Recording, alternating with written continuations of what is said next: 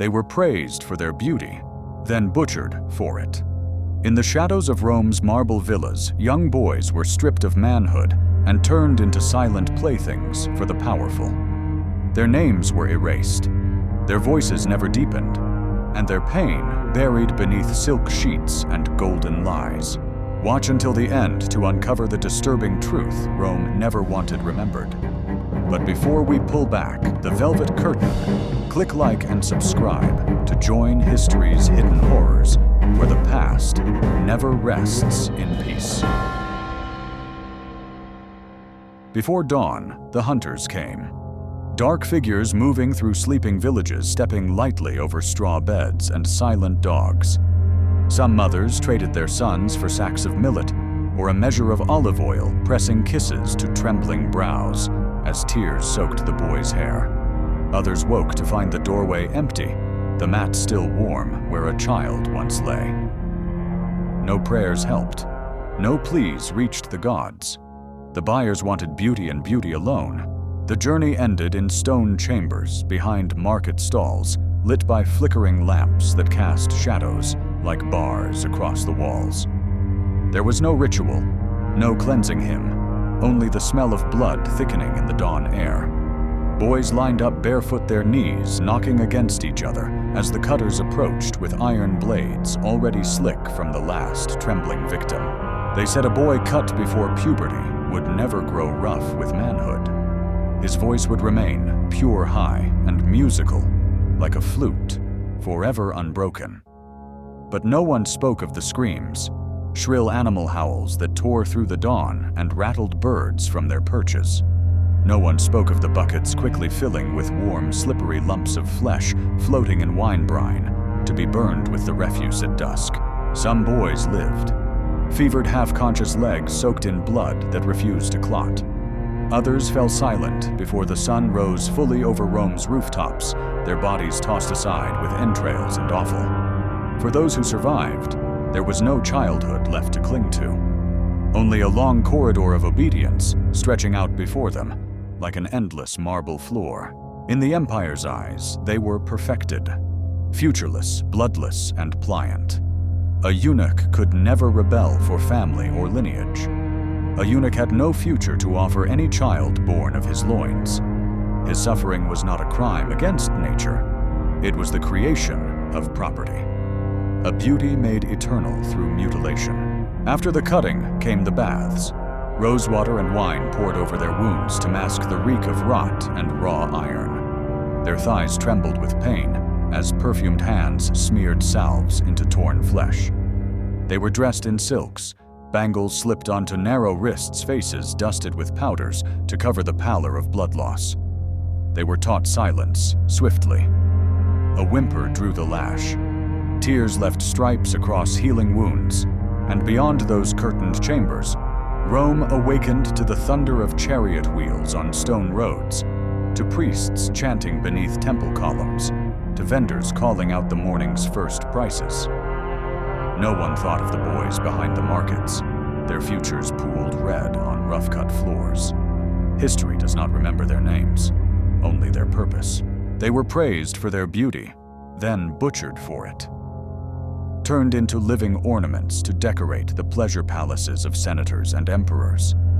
Their screams, their questions, their dreams, all dissolved beneath the silken hush of power's decree.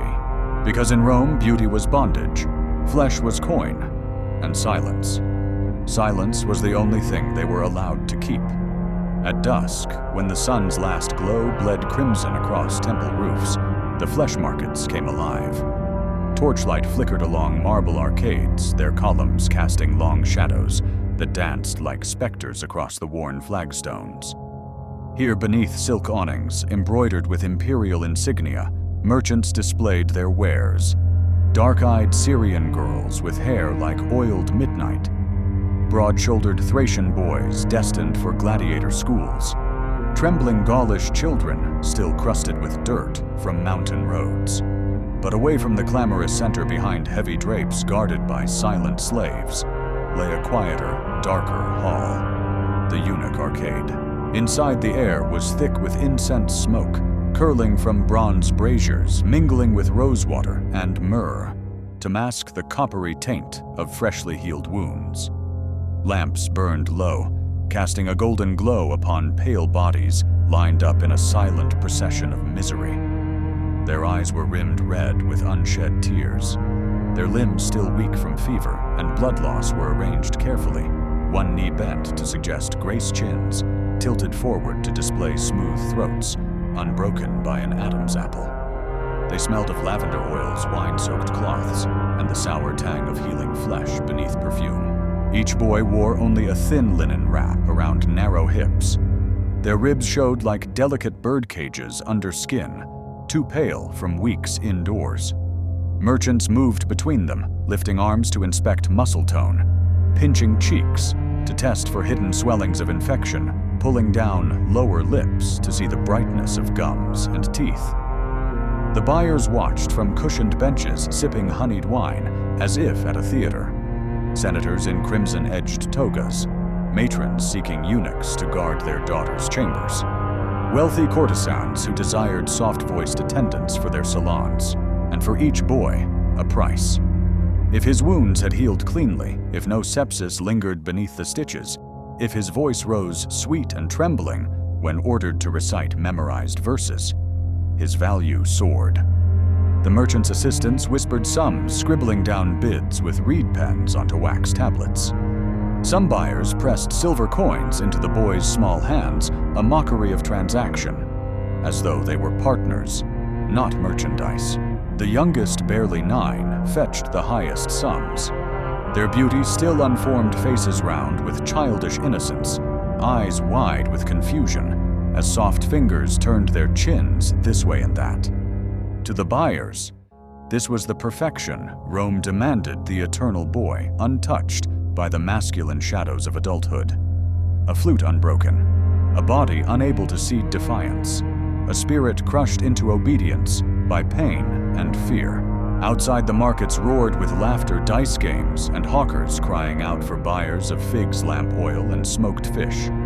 But here in the perfumed gloom, silence reigned. The only sounds were the shuffle of sandals across mosaic floors, the rustle of linen wraps, and the soft weeping of a boy when a merchant's thumb pressed too hard into a half-healed scar. One boy fainted under the lamps, his fever returning in a sudden wave of nausea and spinning darkness. The merchant cursed and slapped his cheek until his eyelids fluttered open, lashes wet with tears. Buyers turned away. No one risked coins on failing flesh. He would be carried out later back to the cutters to see if anything could be saved. If not, his small body would be disposed of before dawn. When a purchase was finalized, the boy was led behind a carved wooden screen where attendants dressed him in fresh linen robes, dusted his hair with powdered amber, and pressed a bronze necklace around his thin neck. Some fought tears streaming down hollow cheeks. Others stood motionless, their souls already fled far beyond marble walls and torch-lit halls. As the buyers departed their new property, walking 3 paces behind, with head bowed and eyes downcast, the merchants ordered slaves to wash blood spatters from the mosaic floors. Buckets of rosewater turned pink as sponges swept away the final traces of struggle. The torches flickered, casting shadows that seemed to stretch from each small broken boy towards the dark heavens above. History calls Rome the empire of law, philosophy, and art. But beneath every sculpted marble bust, behind every golden banquet plate, there flickered the hollow eyes of these silent offerings. Boys turned into living ornaments by iron perfume and fear. Training began at dawn. Before the sun rose high enough to gild temple roofs, the boys were woken by harsh hands shaking their bony shoulders, dragging them from straw mats, still damp with sweat and fever. The training halls were dark, windowless chambers beneath the villa's main floors, their walls slick with condensation that carried the faint smell of mold and old blood. Here voices could not escape. Screams were muffled by thick stone, and tears dissolved into dust no one bothered to sweep away. First came isolation. Each boy was placed in a separate alcove, carved into the walls, a narrow cell barely wide enough to sit cross-legged. They were forbidden to speak or look at each other. Meals, thin barley gruel with bitter herbs, came once a day slid across the stone floor in chipped clay bowls. Water dripped from small bronze pipes, the only sound breaking endless hours of silence. Days blurred into nights marked only by the lantern light of overseers doing their rounds, inspecting for infection bruises or defiance. After a week, they were led out into the main hall, blinking like moles torn from the earth. Here began the ritual of obedience. Masters in dark robes circled them slowly, tapping each narrow chest with a hooked rod. At a whisper command, the boys would kneel forehead, pressed to cold mosaic arms folded behind their backs. Another command, and they would rise. Pivot pow, recite the lineage of their owners memorized under threat of lash. Each mistake earned a strike across the thighs with a reed whip sharp enough to welt, but not break the skin. Broken skin festered. Festered wounds lowered value. Starvation honed their frames into trembling elegance. Thinness was prized, a beauty of fragility that suggested purity and helplessness. Those who faltered were tied upright against stone columns for hours, forced to remain standing until their legs buckled wrists roped above their heads to keep them from collapse. They learned swiftly. The weak learned to endure. The disobedient learned to die. Humiliation wove itself through every command. They were forced to sing in high, sweet voices unbroken by manhood, while men watched with eyes that weighed each tremble of sound. They were ordered to dance slowly across the stone floors, steps ghostly and deliberate as though they floated upon perfume clouds. If their feet bled, silent slaves wiped the stains away before the masters noticed. Blood was ugliness. Pain was invisible. Only beauty mattered.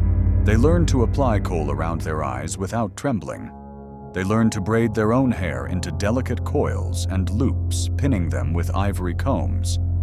They learned to cover the scent of their infected wounds with crushed rose petals rubbed into cloth sashes tied around narrow waists.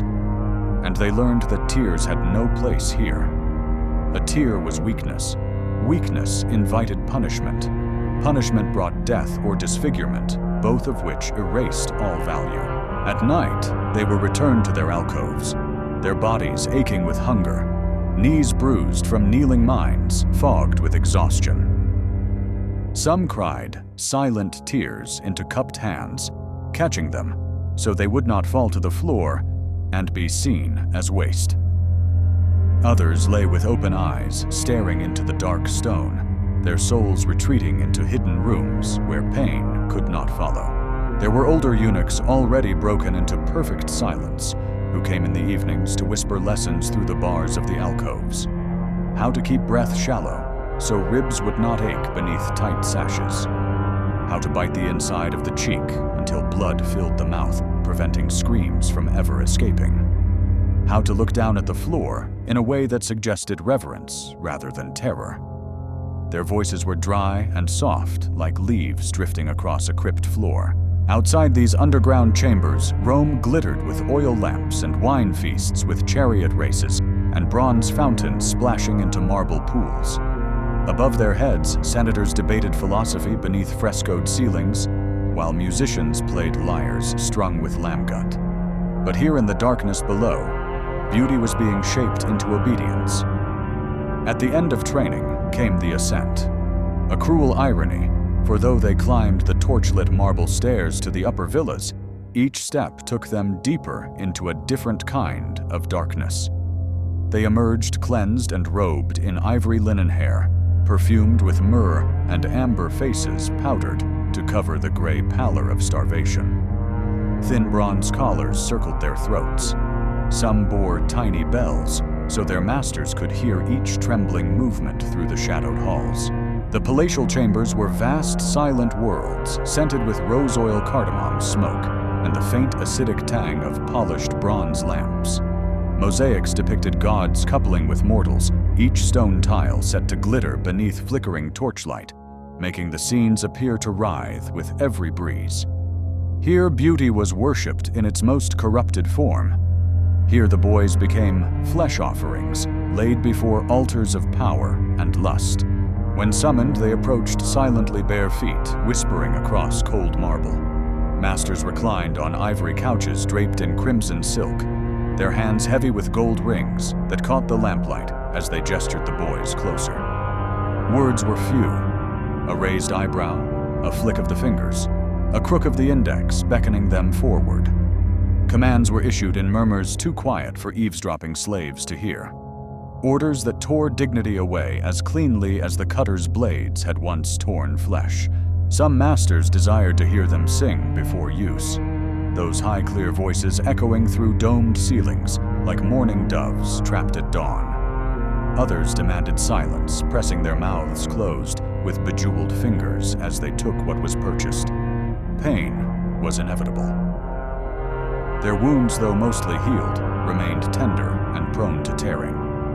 The sheets bore silent witness, faint brown stains hidden beneath embroidered silk quickly stripped away by slaves at dawn, to be boiled and scrubbed free of shame.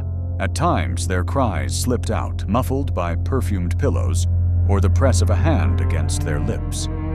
But the stone walls absorbed such sounds, greedily holding them within cold veins of marble that wound through the villa like buried rivers.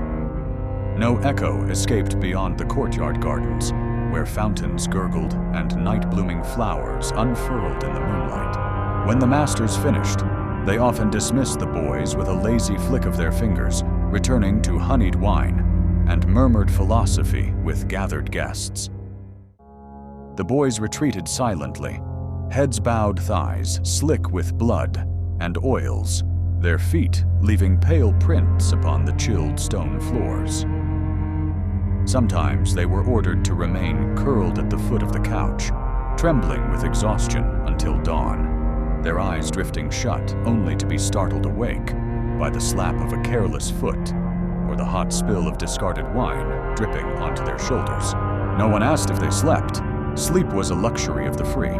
At sunrise, they were led back to their alcoves below to be washed clean with cold water that seared split skin, to be rubbed with rose and camphor oils that burned into open wounds, to be dressed again in ivory linen and prepared for another night. The overseers said little. Their thin faces showed no pity, only calculation. Each boy was an investment. Each bruise, each infection, each tear in flesh was a deduction from their value. Outside, Rome awoke in golden splendor. Markets bustled with saffron sellers and olive merchants. Senators rode in gilded litters towards the forum. Children laughed beneath temple porticos, chasing hoop toys across travertine steps. But above all this, in villas built on human misery, the boys lay beneath silken sheets that smelled of sweat and blood and rosewater, staring at frescoed ceilings depicting gods who watched with empty eyes. Time moved differently for them. Days blurred into candlelit nights. Seasons shifted outside marble windows they never touched. Their bodies, once prized for fragile beauty, began to reveal the truth hidden beneath silks, and perfume decay had been seeded in them from the first cut. Infections bloomed where the blade had bitten deepest. The castration wounds, though healed to the overseer's eyes, remained soft and weeping beneath linen wraps. Some developed fevers that returned in violent waves, burning up their thin frames from within. Their bellies bloated, their thighs ached with each silent step. No matter how many rosewater baths they were plunged into the sour-sweet scent of rot, curled up from their groins, mingling with the perfume, until it became a single cloying stench. The masters noticed first in subtle ways: a wrinkle of the nose as a boy approached with wine, a flick of the hand sending him away before he spoke. They spoke of it with disdain at feasts, hiding disgust behind lazy laughter. The roses wilting, they would murmur their guests, chuckling as though it were an amusing metaphor, not a human life, dissolving before them. Hair thinned and fell out in brittle clumps, leaving pale patches upon narrow scalps. Their eyes sank deeper into skulls sharpened by relentless hunger. The elegant fragility once so prized became a ghastly spectacle of bones and bruises. Older eunuchs were forced to teach them how to disguise the scent of rot with heavier oils, pungent blends of amber musk and myrrh that burned their raw skin.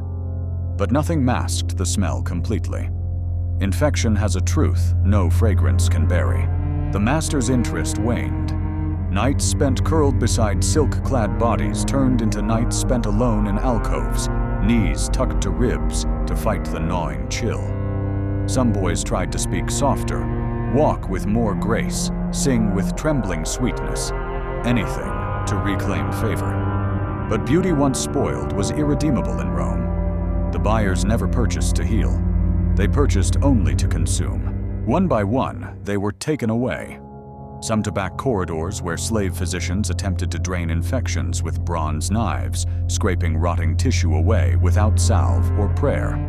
Few survived these final mutilations. Their screams tore through the lower halls, curdling the blood of even the silent overseers. But no matter how cleanly the blades cut, no matter how many times the wounds were packed with ashes or vinegar-soaked cloth, decay always returned. Like guilt. Those who died on the tables were wrapped quickly in linen faces, covered bodies carried out before dusk.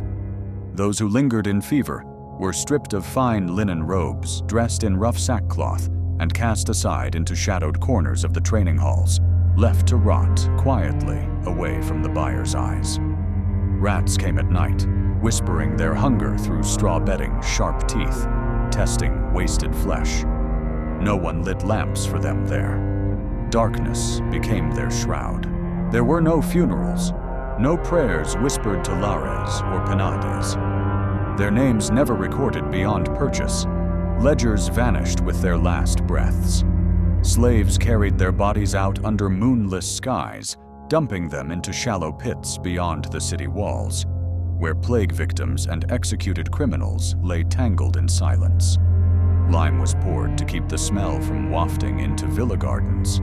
Wild dogs sniffed the mounds by dawn, their tails wagging as they dug through rotting cloth for marrow. Above Rome thrived. Chariots rattled down stone roads. Children laughed as they fed scraps to sparrows. Senators reclined upon marble benches debating law and virtue beneath statues of gods with empty, pitiless eyes. And no one remembered the boys who once sang like flutes in their chambers, who bled quietly into silken sheets, who rotted from wounds inflicted in the name of beauty and obedience. They disappeared as shadows fade at dawn, not with cries or resistance, but with a silence so complete it became as invisible as breath. When their flesh decayed beyond pleasure, when infections blackened their thighs, and blood no longer clotted, their final journey began. There were no farewells, no rites, no closing of eyes with trembling fingers. Their bodies were stripped of linen wraps washed quickly to remove the worst rot, and wrapped in rough sackcloth, still damp with lye. Slaves lifted them before sunrise, silent pairs, moving through narrow servant tunnels beneath marble villas.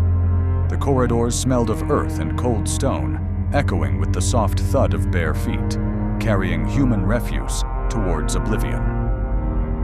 At the villa's edge, hidden from waking nobles and yawning guards, they were laid onto mule carts, already half filled with refuse. Broken amphorae, rotting vegetable stalks, torn mattress stuffing slick with old oils.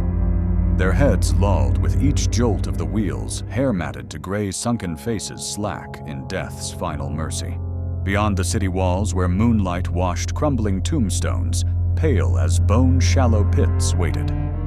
These were not graves, merely holes scooped out by weary gravediggers paid to keep Rome's streets clean of plague and smell. Bodies were dumped in tangled heaps, lime shoveled atop them, until the fumes burned away any trace of rot. By sunrise, the pits were covered with loose soil. Dogs nosed them before dawn, tails flicking flies from their flanks as they sniffed for exposed bone. No names were carved into stone, no dates marked their beginning or end. In ledgers, they were crossed out with swift strokes of ink sold, used, disposed. And so they vanished from memory, Rome recorded its victories in marble, its laws in bronze tablets, its emperors in triumphal arches reaching skyward, like frozen prayers. But beneath that grandeur lay countless silent offerings. Boys who once sang in flute-sweet voices, whose hair smelled of myrrh and amber, whose thin wrists trembled under bracelets too heavy for their wasted flesh. Boys whose only crime was beauty. Boys whose beauty became their sentence. Their pain dissolved beneath the silken hush of history. Their screams, their tears, their last delirious fevered whispers, all smothered by time's heavy hands. Statues of emperors still stand beneath the Roman sun, frozen in imperious perfection. But the boys who bathed those statues oiled their marble feet, cleaned their gilded laurels with bleeding hands. Their bodies now feed silent roots winding deep through forgotten soil.